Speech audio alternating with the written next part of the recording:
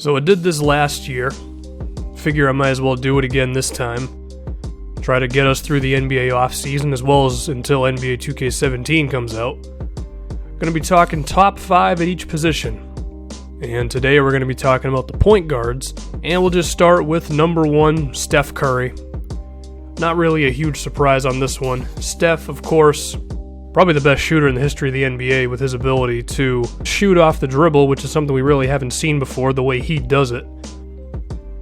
I feel like some people think Steph Curry is only a shooter. I mean, the guy's still a fine playmaker. He averages nearly 7 a game. He also grabs like 5 rebounds a game, which people don't realize. And they also like to say, well, he's a trash defender. I mean, he's pretty okay at defense, Steph Curry. And for those who will say, yeah, but he doesn't defend his position, well, I mean, it makes sense from a basketball standpoint why he doesn't. I mean, the guy plays with Klay Thompson and at one point Harrison Barnes, which will now be Kevin Durant, who's also a really good defender, Andre Iguodala, Draymond Green. Like, it makes sense for Steph Curry to not be the guy defending the better guard because Klay Thompson is one of the best defensive players in the league from a perimeter standpoint, so it makes sense that Klay Thompson will be defending the better player between the point guard and the shooting guard position. But when Steph Curry ends up on a Russell Westbrook or a Kyle Lowry or whoever, he still does pretty okay. It's not like he just gets torched all the time. So anyway, Steph Curry's great. Next, Russell Westbrook. Russ, of course, he's pretty damn reckless. He's going a mile a minute all the time. And of course, he is going to have the occasional bad shot, whether it be a step-back three-pointer or a weird falling down mid-range jumper, or sometimes he just tries to drive inside when it really doesn't make sense. But at the same time, Westbrook, he gets to the line like a madman. He finishes at the rim like crazy. Always making hustle plays. Can beat anybody off the dribble, unstoppable in the open floor. He's also always prone to get a triple-double. Not really a prototypical point guard in the sense of making sure the offense is run correctly, but in the sense of, like, if he sees the open man, he's going to hit him. And also, he's so good at forcing the defense to draw inside to him that he can kick out to open shooters. And, I mean, Westbrook's great. Now, I think he's a good defensive player when he really locks in. But his problem is he can get lost on defense. You know, you start setting screens and you start forcing him to switch on different stuff, and he can kind of get lost sometimes, and he is vulnerable to that. But at the same time, if he really just focuses on defense for one possession, he's one of the better defensive guards in the league. Number 3, Chris Paul, the total package.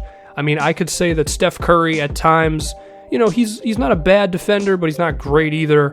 I can say Westbrook is sometimes a little erratic. Chris Paul really doesn't have any weaknesses. He shoots well from everywhere. He's a fine defensive player, 10 assists per game. He, unlike Westbrook, can definitely make sure the offense is running correctly and things like that. But the reason Chris Paul ends up at number 3 is because he doesn't have that ability to just go off the way Westbrook or Curry do in a way that is impossible to deal with. Like if Curry's hitting 4 or 5 3-pointers within the span of 10 minutes because he's impossible to defend off the dribble, you're already out of the game. And then Westbrook, I mean, we saw what he did against Golden State to force a 3-1 lead in the Western Conference Finals. I don't know if Chris Paul has that ability. Chris Paul is super consistent, and I would love to have him on my team, but if we're comparing him to Steph Curry and Russell Westbrook, he kind of just falls at number 3, but, I mean, Chris Paul is still great. Now, the number 4 and number 5 slots, this probably required the most thinking from me because I was a little hesitant on who to really put there. Number 4, I'm going to go with Kyrie Irving. And I probably would not have put Kyrie on this list a year ago. He's probably not on there. You can check the video. He might be, but I don't think he is. When Kyrie entered the NBA, he seemed to be a guy who was going to be a good stats, bad team guy, can put up points, but isn't really going to lead his team to too many victories because of questions about his playmaking as well as his defense. Not to say that his teams couldn't make the playoffs or anything, but when we're talking about really being among this conversation, I didn't think I'd ever put Kyrie Irving in here. But Kyrie, ever since LeBron has arrived in Cleveland, he's really grown as a player, and you could say, well, that's just because LeBron James is there. I mean, okay, would the Cavaliers have made the finals if not for LeBron? No. But I think Kyrie Irving, he's not as good as Derrick Rose in his MVP season, but he's kind of that similar mold of player. You know, a shoot-first point guard, definitely, but smart enough to realize, oh, you know what, this guy's open, let me kick it out to him. Things like that I feel like he hadn't really mastered when he entered the NBA. Because from a scoring standpoint, I mean, Kyrie can do whatever you want. He can beat anybody off the dribble. He's very effective in the pick and roll. If you leave him any space, he's going to drain a three-pointer. He's one of the best in the league when it comes to finishing inside, whether it be with his left hand, his right hand, no matter which foot he falls off of. I mean, we saw what he did against Golden State in, I want to say it was Game 5, I believe, when he and LeBron were just going ISO all the time against Golden State, and it was working because they just couldn't defend Kyrie Irving at all. He had Klay Thompson on him, and it didn't matter. So I think you combine what he already was able to do offensively with his improved ability to just be a winning player, which is a lot of influence from LeBron James, but it still happened. I think Kyrie Irving deserves to be number 4 on this list. Now, number 5, I'm struggling with a few guys. There's John Wall, there's Damian Lillard, there's Kyle Lowry. I mean, you can make a case for all 3 of these guys. What Damian Lillard did for the Trailblazers with a depleted roster, carrying them to 44 wins, he was fantastic on offense, and he's similar to Steph Curry in his ability to hit three-pointers off the dribble. He's not as good as Steph, of course, but he's pretty damn good. But with Lillard, I've said this before, I'll say it again, his defense is a problem. Now, when it comes to one-on-one defense, he's actually not bad. He's good enough. But he has a really tough time getting around screens, and that is a problem.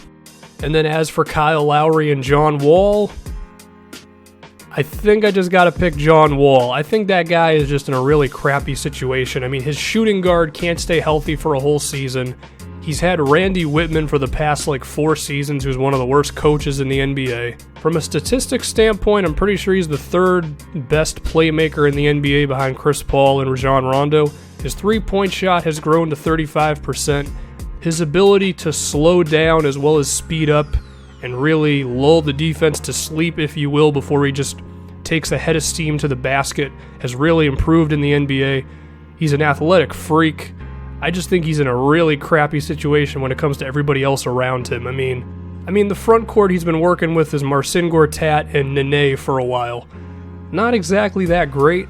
And then, like I mentioned, Bradley Beal can't stay healthy for an entire season. He's always got some knick-knack injury that leaves him out for 3 games, and then he comes back. I think if you just give John Wall a decent head coach and a consistent, serviceable team around him, I think that guy would be carrying the Wizards to around 50 wins. So I have to go with John Wall for number 5, but Damian Lillard and Kyle Lowry are both awesome as well. As for any other point guard, Isaiah Thomas and Kemba Walker, they can put points up, but they're not exactly the best defensively. Mike Conley is a not as good version of Chris Paul, I guess. I would still love to have him on my team, but when we're talking top 5, I wouldn't put him in there. I don't know. That's the video. I'm done.